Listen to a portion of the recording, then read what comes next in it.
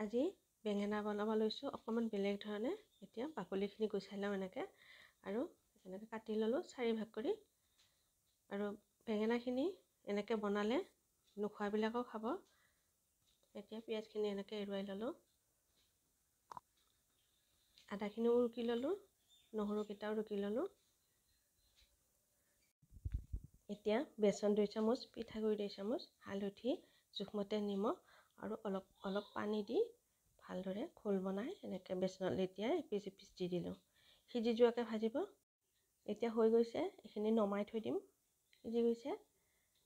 এতিয়া কেৰাহীত তেল দি জিৰা, আদা, নহৰু এইখিনি ভালদৰে ভাজি ল'ম অকণমান সময়।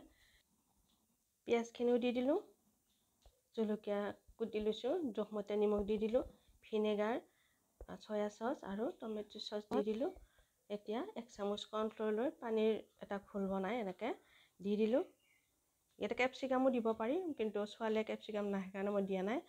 এতিয়া হৈ গৈছে, ভাজি থোৱা বেঙেনাখিনি দি দিলোঁ। হৈ গ'ল বেঙেনাৰ ধুনীয়া ৰেচিপি। যদি বনাই খোৱা নাই একবাৰ বনাই খাই চাব।